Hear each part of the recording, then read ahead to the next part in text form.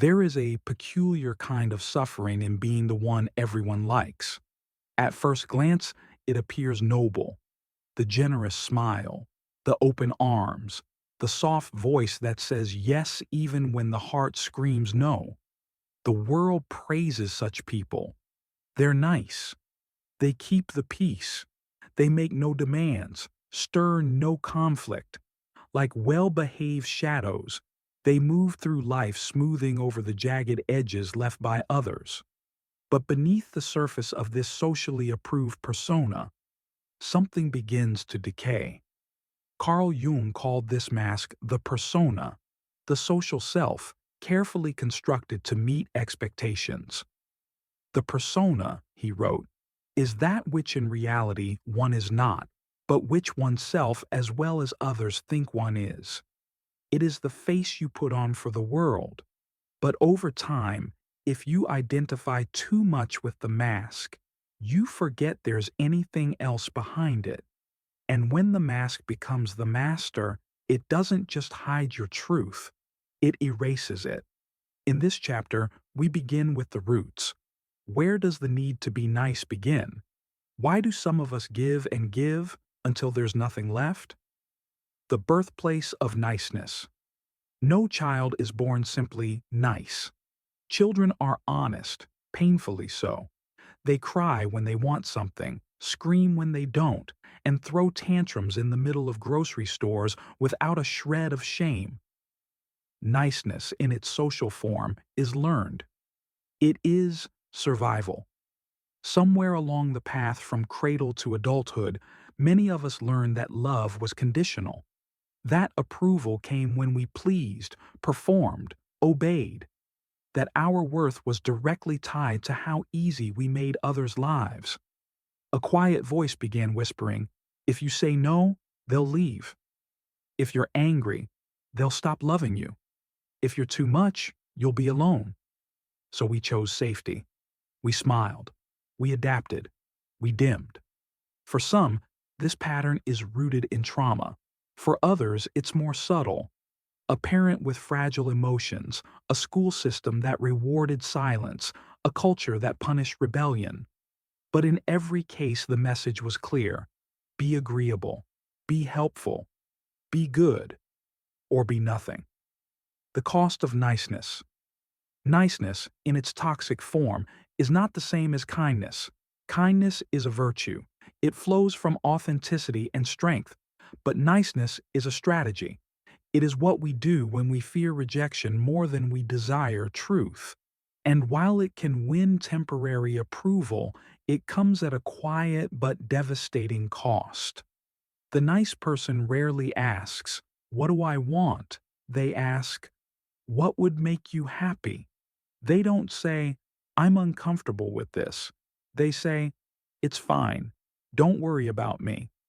Over time, this self-erasure leads to chronic anxiety, resentment, emotional exhaustion, and even depression. One wears the smile like a costume stitched from need, and beneath it festers a sense of invisibility, of not being truly known, or worse, not truly real. Jung believed that this disconnection from the true self could lead to what he called neurosis, a psychological split, a life out of alignment.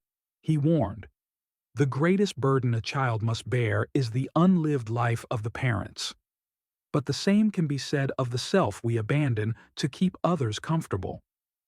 The trap of approval. The irony is cruel.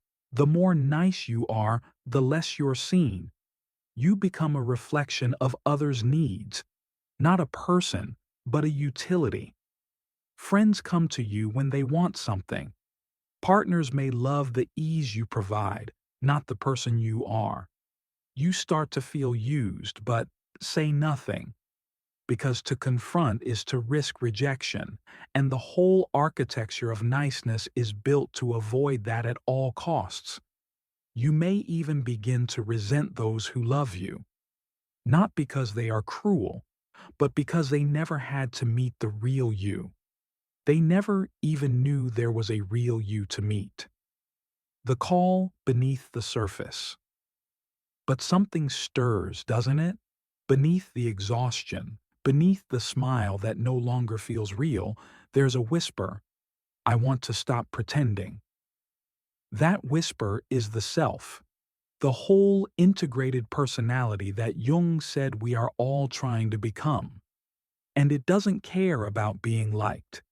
It cares about being real. That whisper is the beginning of liberation. But to follow it, you must risk something. The illusion of peace, the illusion of control, the illusion of perfection. You must risk not being liked by everyone. In order to be loved by someone, especially yourself, as Jung put it, the privilege of a lifetime is to become who you truly are. And becoming who you truly are means letting go of the person you pretended to be for the sake of harmony. In the chapters that follow, we'll explore the roots of this false self more deeply, the psychological mechanisms that keep it in place, and, most importantly, how to dismantle it without burning your life to the ground. The invisible prison.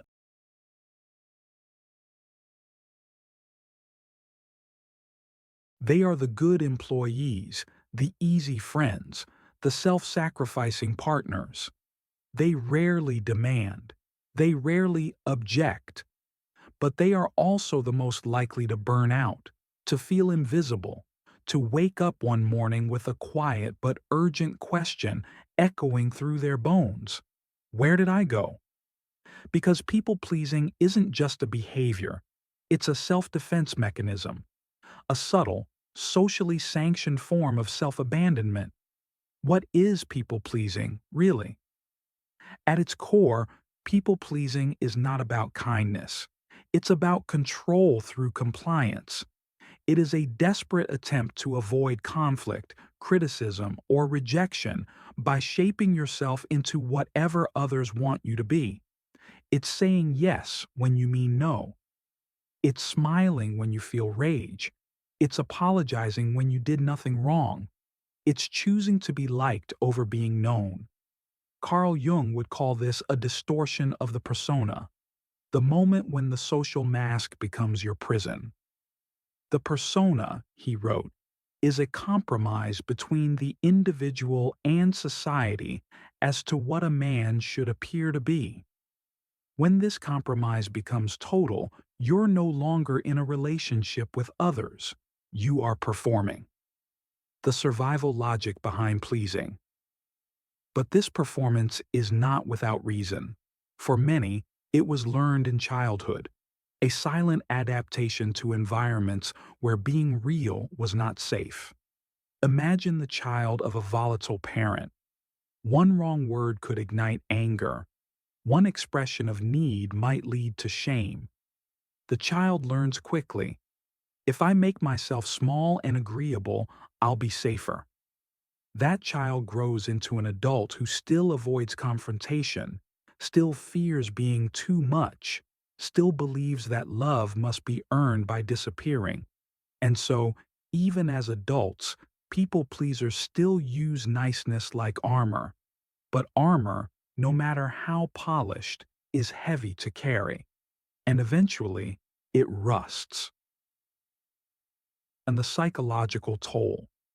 The cost of chronic people-pleasing is vast. Let's name it plainly. Resentment, because you are always giving and rarely receiving. Anxiety, because your safety is built on unstable ground, others' opinions. Low self-worth, because your identity is based on external validation, not internal truth. Burnout, because constantly monitoring, adapting, and suppressing is exhausting. Worse still, you begin to fear your own desires. You lose the ability to know what you actually want, feel, or believe, because your compass has always been pointed outward. Jung once warned, until you make the unconscious conscious, it will direct your life and you will call it fate. The people pleaser calls it fate when they end up in relationships where they're used, when they're passed over, when they're never truly seen. But it is not fate. It is a psychological pattern, and patterns can be broken. Why it feels so hard to stop now? Here's the paradox. The people pleaser knows they're tired. They may even be angry. But when it comes time to say no, set a boundary, or express a real opinion, the guilt is overwhelming. Why? Because pleasing has become a moral identity. If I'm not the nice one, then who am I? What if I become selfish? What if I disappoint them? What if they leave? These fears are not irrational. They're internalized survival stories, and they need to be challenged, not shamed. Jung's work teaches us that growth is not about becoming someone else. It's about integrating the parts of us we've rejected. And for the people pleaser, the rejected parts often include assertiveness, anger, individuality, and self-protection. To reclaim them is to feel whole again. Breaking the spell. The first steps. You don't stop being a people pleaser by becoming cruel. You stop by becoming honest. Here are 3 essential starting points. Pause before you say yes. Practice waiting. Don't rush to agree. Buy yourself time. Even saying, "let me think about it," is a radical first step. Track the guilt, but don't obey it. Guilt is not always a moral compass. Sometimes it's just a sign that you're doing something new. You're not bad. You're just breaking a pattern. Let people be disappointed. This is the hardest truth. People might not like your boundaries. That's okay. You're not here to manage their emotions. You're here to live in alignment with your truth. The deeper invitation. As Jung taught, true individuation, the process of becoming yourself, requires confronting the parts of you you've buried. For the people pleaser, that means meeting the assertive voice inside that was silenced long ago. It means risking being misunderstood in order to be real. It means accepting that not everyone will like you. And that's a sign of growth, not failure. Because when truth is denied long enough, it doesn't disappear. It mutates. The shadow beneath the smile. There's a cost to suppressing your truth. It doesn't vanish. It waits. Hidden behind the nice smile, behind every excessive apology, behind the compulsive need to be liked, there lurks something darker. Something that Carl Jung, in his piercing psychological language, called the shadow. Everyone carries a shadow, Jung wrote, and the less it is embodied in the individual's conscious life, the blacker and denser it is. In this chapter, we step into the silence behind the social mask and confront the darker consequences of compulsive niceness, resentment, passive aggression, manipulation, and self-betrayal. These are not flaws in character. They are the natural results of a false persona maintained too long, too tightly, with no room for the real self to breathe. The hidden rage of the good person. When you live to please others, you are constantly forced to suppress what you actually feel. You stifle your irritation when someone asks too much. You mute your opinion to avoid confrontation. You swallow your boundaries because you fear appearing difficult. But emotion is not made of vapor. It has weight. And when denied, it doesn't dissipate. It festers. The people pleaser doesn't allow themselves anger until it leaks out sideways. A sarcastic comment, a forgotten favor, a joke with teeth. The face still smiles, but the soul starts to seethe. They start resenting the very people they serve, hating themselves for being spineless, and fearing that if they let their rage surface, it will destroy everything. But here's the deeper danger. When you pretend you don't have a shadow, it controls you from underneath.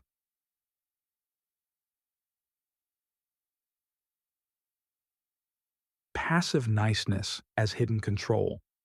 Most people think of people pleasers as weak, but this is a misunderstanding. Niceness is not just submission, it can be a subtle form of manipulation. Think about it. You shape yourself to others' desires, anticipating their needs before they speak, giving more than asked. But deep down, there's often a hope that they will notice your sacrifice and return the favor, that they will love you for being easy, admire you for being loyal, protect you because you never ask. And when they don't, the people pleaser feels betrayed, not because the other did something wrong, but because the unspoken contract of niceness was broken. I was good. I gave everything. Why don't they love me back? This is the hidden expectation behind chronic pleasing. If I erase myself for you, you owe me love. But love based on performance is not love. It's a transaction. Jung warned us, you are what you do, not what you say you'll do. And many people pleasers say they are selfless, but what they do is bend reality to avoid disapproval and call it virtue.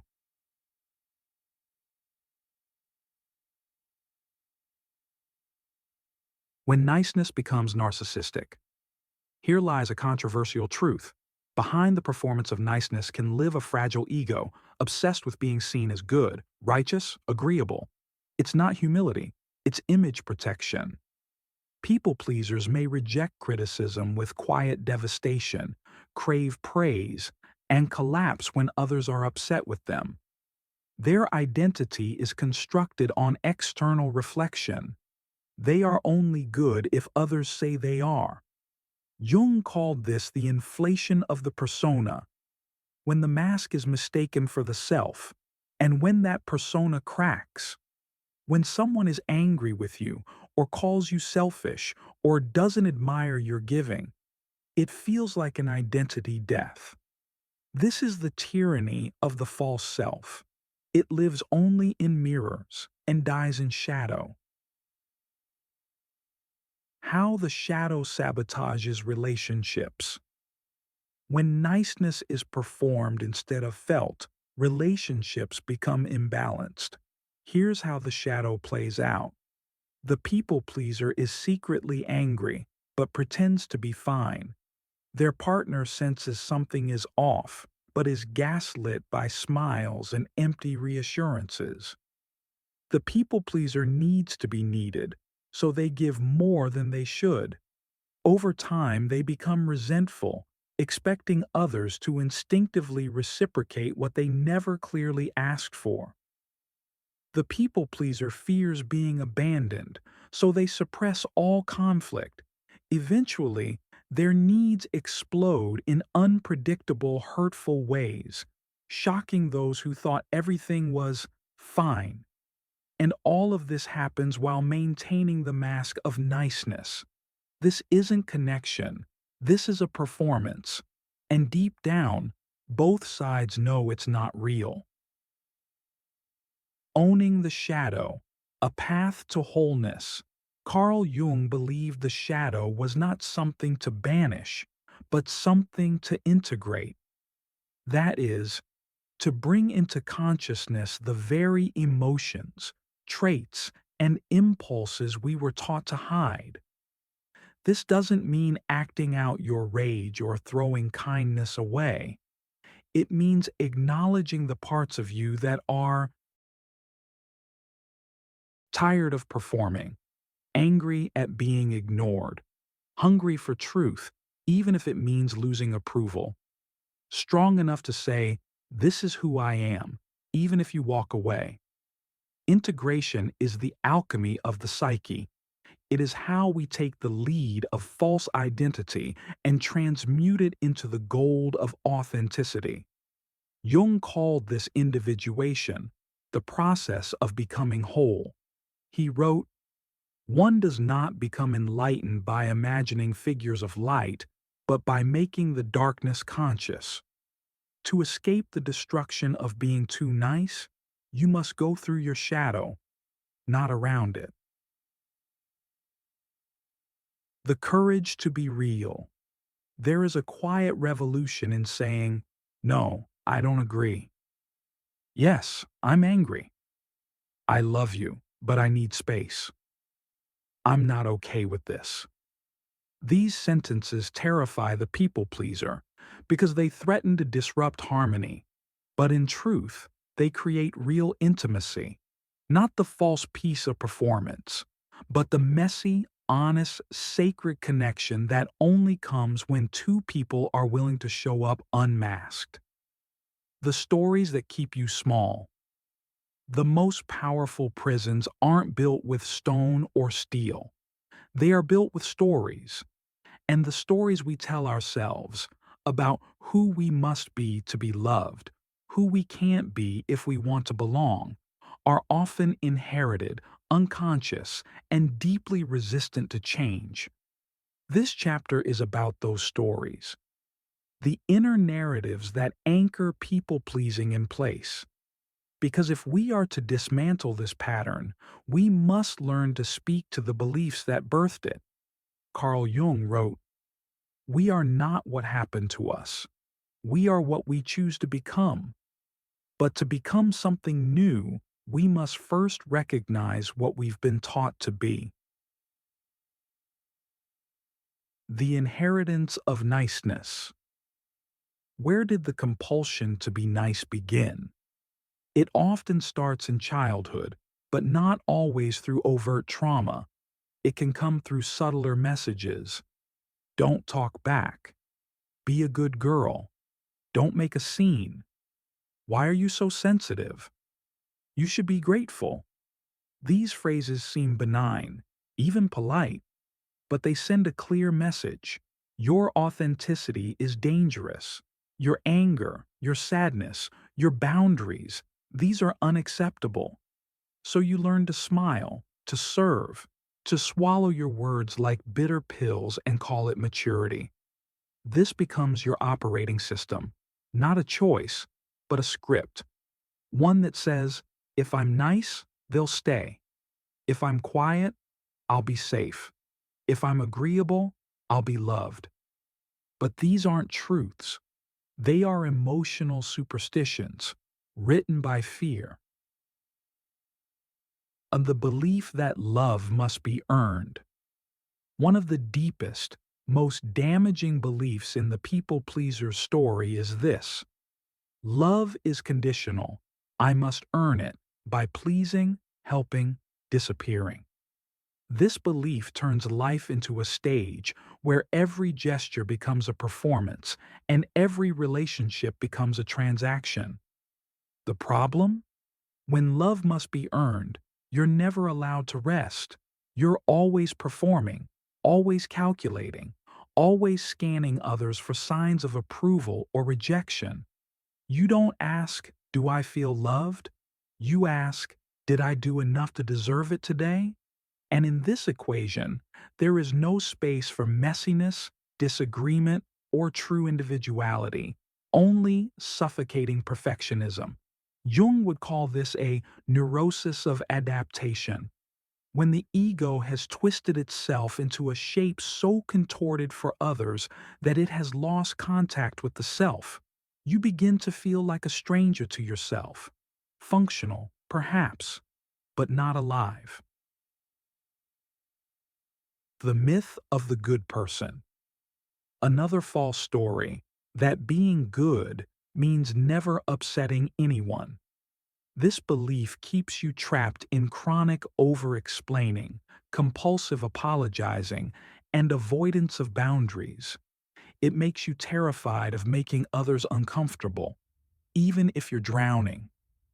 But what is good, really?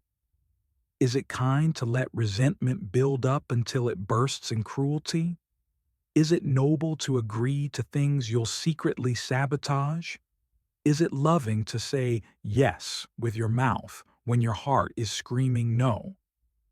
Number, being good in this way is a lie, one that flatters the ego but poisons the soul.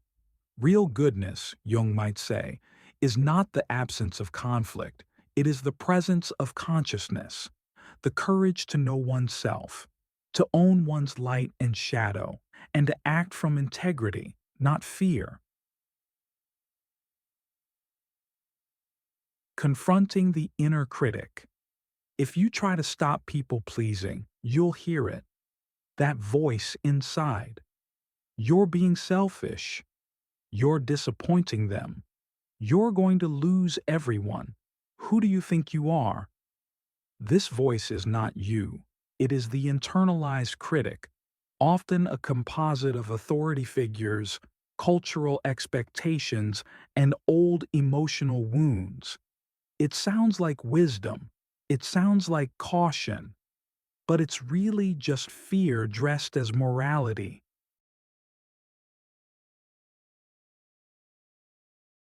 I see you.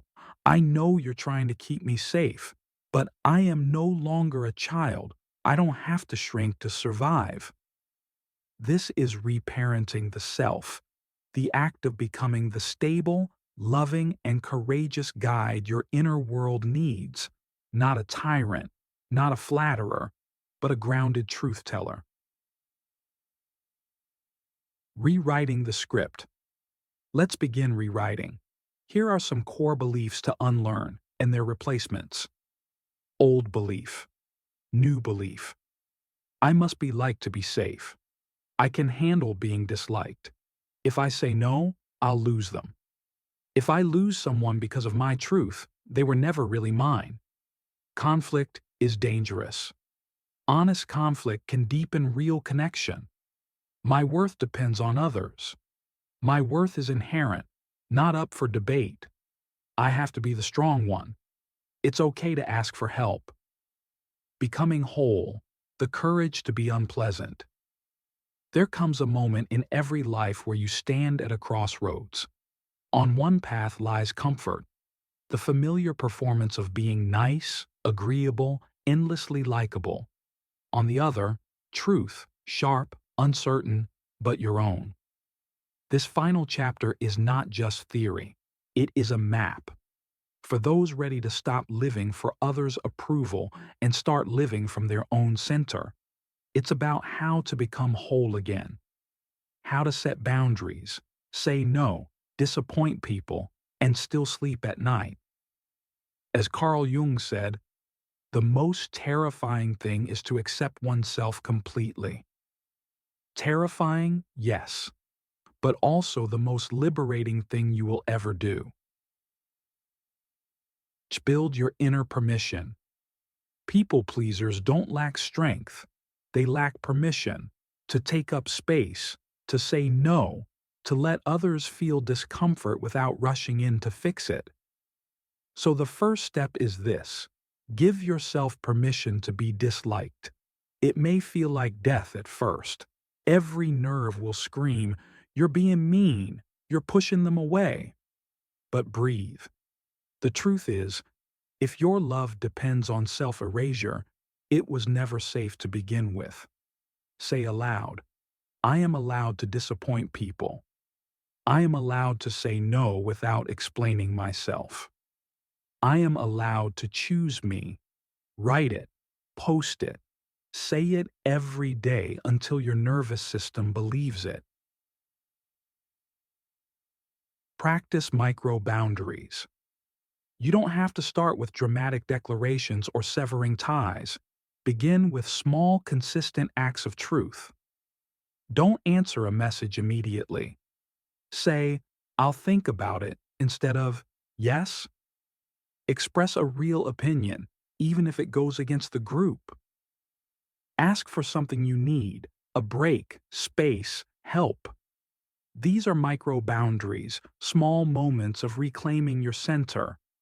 Each time you do one, you signal to yourself, I matter too. Jung said, until you make the unconscious conscious, it will direct your life. and you will call it fate. Boundaries are how you wake up from the fate of compulsive niceness. Let people be disappointed. Here is the hardest truth of all. Some people will not like the real you. When you stop bending, some will leave. When you start telling the truth, some will push back. When you claim your space, some will call you difficult, cold, selfish. Let them. It's not your job to manage their emotions. Your job is to be in integrity with yourself. The right people, the ones who are emotionally mature, grounded, loving, will not be pushed away by your boundaries. They will be drawn closer by your clarity. You don't lose real connection by being yourself. You only lose the illusion of it. Redefine what it means to be kind. Kindness is not saying yes when you mean no, swallowing resentment, smiling through discomfort, carrying what isn't yours to carry. Kindness is telling the truth with care, saying no without shame, letting others grow by facing their own discomfort, showing up whole, not edited. Real kindness is strong, not soft. It's rooted, not performative. It sometimes upsets people, but it also awakens them, and it begins with being kind to yourself. Return to the self. All of this, every chapter, every insight, has been leading you back to one place: the self, not the persona, not the shadow, not the mask or the smile or the survival strategy. The self, as Jung saw it, is the totality of who you are. It includes your joy and sorrow, your generosity and rage, your need to connect, and your right to stand alone. To live from this place requires deep courage. It means no longer outsourcing your identity to others. It means being willing to face loneliness, conflict, and growth. But in return, you gain what no amount of people-pleasing can buy: a life rooted in truth, relationships based on reality, a sense of peace that cannot be taken from you. The privilege